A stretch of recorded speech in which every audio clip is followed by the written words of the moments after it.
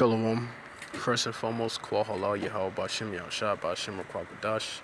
Double honors to the apostles of Great Millstone. And Shalom to the Yakim out there in the highways and byways that's noise in this world abroad, all around the world, to the spirit and power of our Lord Yahweh Bashim Yahushua. So, I want to talk about this real quick because this is... Do not disturb real quick.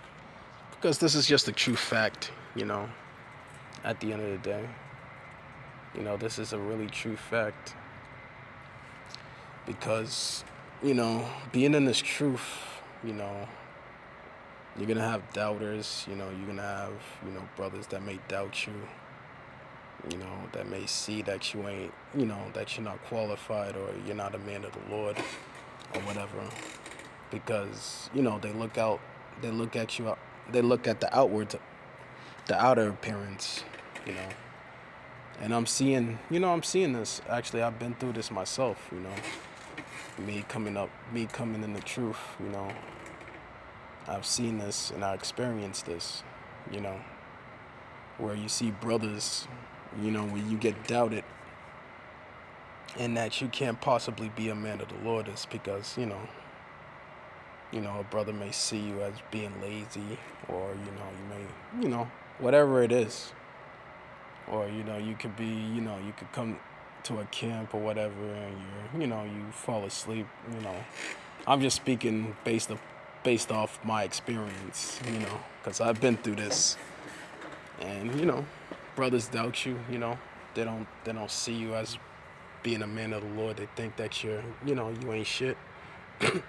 But come to find out, throughout the years, it shows. Through your continence and through your works, it shows.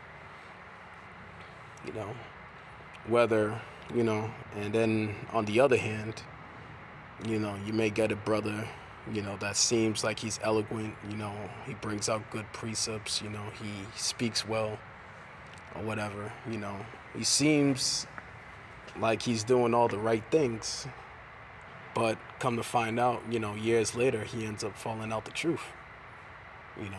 Now you don't see him no more. Now he doesn't do no videos. You don't see him out there on the highways or byways no more. Pretty much he's just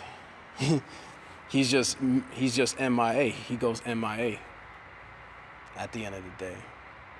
Rather, than a brother that you may look at and seem like he ain't gonna make it, He's not a man of the Lord, he's not gonna last in the truth. But come to find out, that's not the case, And that's how it be in this thing. This truth is very tricky, It's very tricky, You don't know. This is why I said, you don't really know who's who in the spirit, really, So I'm gonna give an example too, cause it's right here in the scriptures with the prophet Samuel,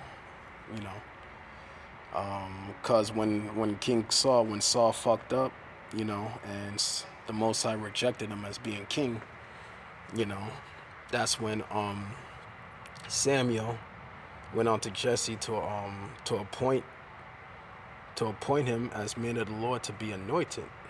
And I'm just gonna go through the story real quick. I'm gonna start here.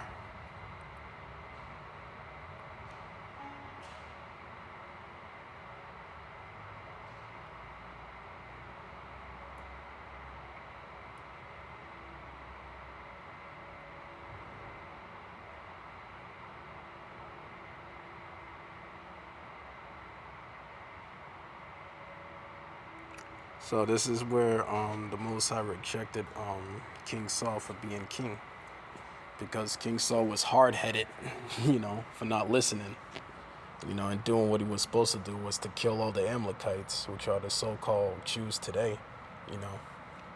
He didn't obey, so he got rejected by our Lord Yahweh Bashim Yahushua.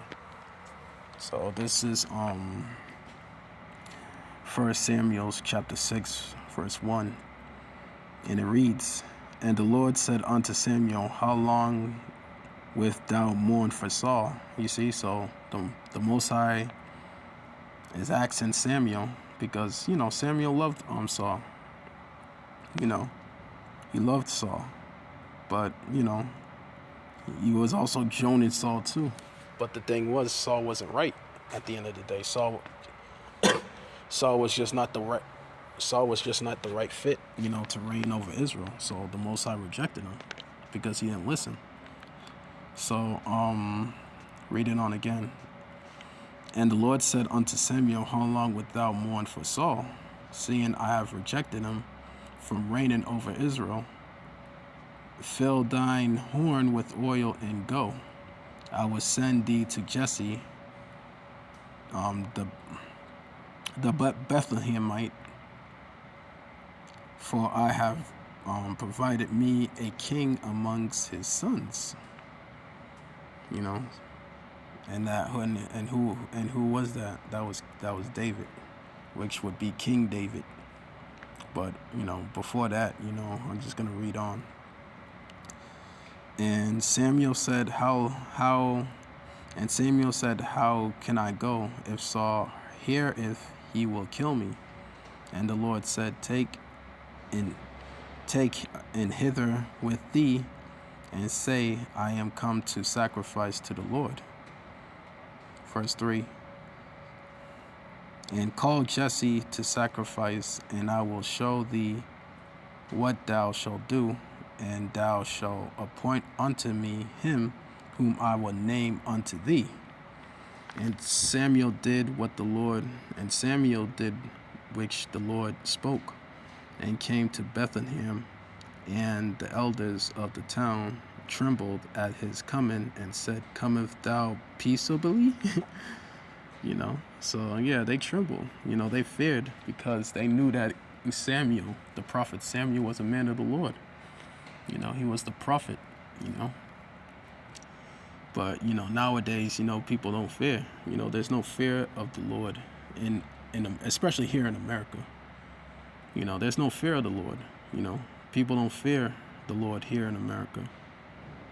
The prophets are out there everywhere, but people scoff, they mock, they make fun of. There's no fear, but that fear is coming back. And they feared, because they knew that Samuel was nobody to be fucked with, because the Lord was with Samuel. Okay, so reading on. And he said, peaceably I am come to sacrifice unto the Lord. Sanctify yourselves and come with me to the sacrifice. And he sanctified Jesse his sons and called them to sacrifice. And it came to pass, when they were come, that he looked on Eliab and said, surely the Lord's appointed is before him. Verse 7. So this is the Lord telling the prophet Samuel. Now this is the point. It says, but the Lord said unto Samuel, look not on his countenance, or on his height, or of his stature, because I have refused him. For the Lord seeth not as man seeth. For man looketh on the outward appearance, but the Lord looketh on the heart. You see, so the Lord, this is the whole point. The Most High, he looketh on the on the inward appearance. You see, so man, he looketh on the outward appearance. Man looketh to see the outward appearance, but the Most High, Yahweh Bashem Yahushai, looketh on the heart. So that's the difference right there. That's the big difference. So it's all about the heart of a man, not the outward appearance. Just like that saying goes, you can never judge a book by its cover. So it's really true to this very day. What applied back then, when the Most High was chose King David to be king, because he let me just get it. So Jesse brought forth all his sons, to the prophet Samuel. So this is one of his sons that he brought. Verse 8. Then Jesse called Abadad, and made him to pass before Samuel. And he said, Neither have the Lord chose this. Then Jesse made Shemoth to pass by, and he said, Neither have the Lord chose this. And Jesse made seven of his sons to pass before Samuel. And Samuel said unto Jesse, The Lord hath not chosen this. You see? So Jesse, he brought forth, his best sons, And then this is what Samuel asked Jesse. Verse 11. So King David wasn't even a thought, King David wasn't even amongst them that passed by Jesse. So the prophet Samuel had to ask Jesse, do you have any more children? So this is what Samuel asked unto Jesse. Verse 11, and Samuel said unto Jesse, Are he all thy children? So Samuel asked Jesse, Is this all your children that you have? And Jesse was like, and he said, There remaineth yet the youngest, the youngest. And behold, he keepeth the sheep. And Samuel said unto Jesse, Send and fetch him, for we will not sit down till he come hither. And he sent and brought him in. Now he was ruddy, and withal of a beautiful countenance, and a godly to look to. And the Lord said, Arise, appoint him, for this is he. So you see, so the Lord said, Arise and appoint him, for this is he, which is King David, Then Samuel took the horn of the oil and anointed him in the midst of his brethren. And the Spirit of the Lord came upon David, for from that day forward. So Samuel arose and went to Retham, you see. So the Spirit of the Lord came upon David from that day forward, you see. So he got anointed by the prophet Samuel, and that's when the Spirit of the Lord entered into King David. So he was appointed the king after the death of King Saul. You see? So now this is where, but the Spirit of the Lord departed from Saul, and an evil spirit from the Lord troubled him. You see? So after when King David, was anointed and was and the Spirit of the Lord came upon David, that's when the Spirit departed from Saul, and left Saul, and everything. But the point is that, Jesse brought forth, his best sons and kept David, out, See, Jesse didn't even bring forth David, to come to see Saul, The prophet Samuel had to bring it out of him. The prophet Samuel had to question him to see if he had any more sons. So he said, the youngest was King David, And that was the man, that was the man that the Lord appointed, you see. So David was the chosen.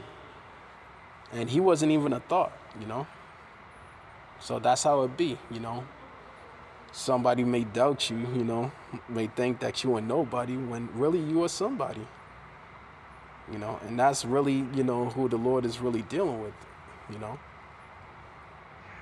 There are special brothers out there like that, that are in this truth right now, that would doubt it, that thought they weren't, when brothers looked down on them, brothers thought they weren't, weren't shit. But it came to pass, through his countenance and through the work, That's when it became manifested,